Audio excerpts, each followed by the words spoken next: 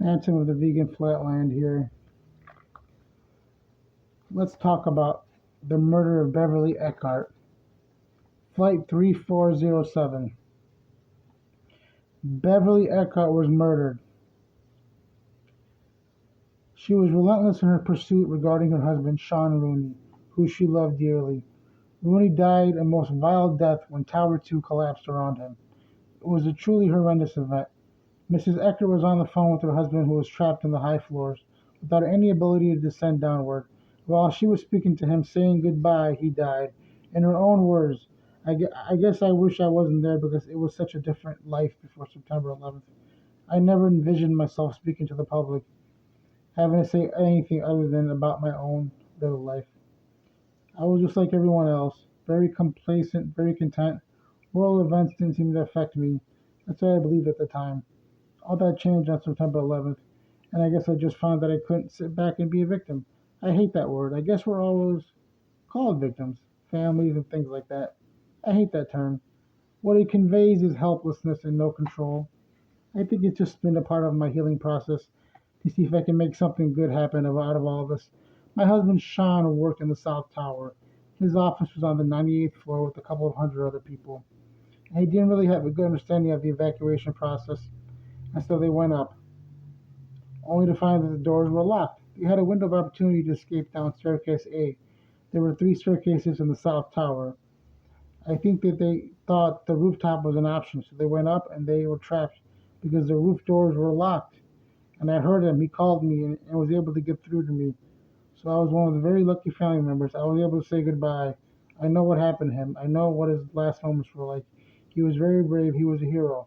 So I have a legacy that I have that I thought just to take this strength and just to try to do something positive with it. He was a really strong individual his whole life, and I'm kind of feeling confused and infused with his power. I'm trying to make a difference. I'm trying to find the truth in all this chaos. Eckert took action, ultimately leading to the White House and far beyond. One of the few surviving relatives who refused to accept the hush money offered by Kenneth Feinberg. She only sought justice in the name of her husband. It was Eckert who called the Zionist orchestrated PNAC the most sinister of all documents, findings she had seen, according to Eckert. I think the most sinister thing that I have read was the PNAC, the Project for a New American Century, and the fact that they alluded to the need in some way for a Pearl Harbor event to happen before the American public would be mobilized in support of their agenda. That's a very frightening thing to say and to hear, and to know that some people are in this current administration believe that. I think that is something that they need to explain. I think everybody participating in that at a high level in PNAC need to be called by the commission and asked to explain their line of thinking and their expectations. Given the suggestion that this would be a good thing, this would be a good thing. Impossible. This article was made from February 28th, 2013.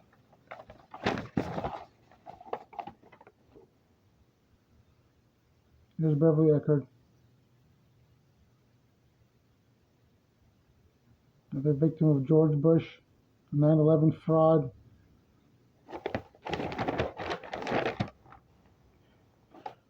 Beverly says, I heard him say, I love you, and then I heard a terrible explosion and a roaring sound. She told a Stanford advocate, it sounded like Niagara Falls. I knew without seeing that he was gone. The plane was flying with no troubles at one point, but then it suddenly started pitching wildly. The slick media experts claimed it was due to ice, yet the plane had wonderful de-icing systems. This article is skipping ahead, but the irony of all this is now Beverly Eckert got murdered on an airplane. You can't make this stuff up. She was threatened, targeted, assassinated on an airplane. And it's saying the plane was flying with no troubles at one point, but then it suddenly started pitching wildly. The slick media experts claimed it was due to ice. Yet the plane had wonderful, powerful de-icing systems. This is the plane that she was on that was shot down and killed because she was on it.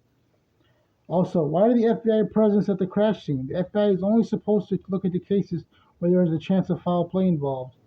They said that foul play was ruled out, yet their presence proves otherwise. This suggests that they knew there was foul play and their only purpose at the scene was to cover up foul play. The forensics recovery efforts were led by the same man who led the forensics recovery efforts for Flight 93 in Shanksville, Pennsylvania. This is unbelievable. This man was a FEMA operative who had worked with the UN on cases like the crash of Egyptian Airlines 990, another black operation. Was he considered a safe pair of hands for dealing with something like this? There are many problems with the Flight 3407 crash. This is the plane that Eckert was on. Eckert had met with Obama the week before the crash. Did she start asking the wrong questions? Apparently, she challenged Obama. She challenged anyone, any politicians, high, low, anyone they would listen to, and they knew that she was threat, and that threat had to be taken care of. So you know they called their assassins on staff. You know they found a way to bring that airplane down. As stated many times, they will kill 20 people to get to one person. They'll kill 1,000 people to get to one person. So forget about anybody else on that plane. Their target was Eckert. That was it. She had to go. They can't have a roaming family member going against the narrative because remember they went to Iraq after that, after 9/11. They went to Afghanistan. Beverly Eckert, rest in peace. I'm sorry what happened to you. You were absolutely murdered. Absolutely murdered. You were the only one that didn't take any hush money for that freaking commission. It's a shame. You won't hear any truthers talking about Beverly Eckert. You'll hear Brian Staveley spit out his nonsense. No one died on 9/11. Yeah, I guess Beverly Eckert's husband didn't die, and I guess Beverly Eckert didn't die too, right? Brian Staveley, shame on you. Shame on you, man. Shame on you.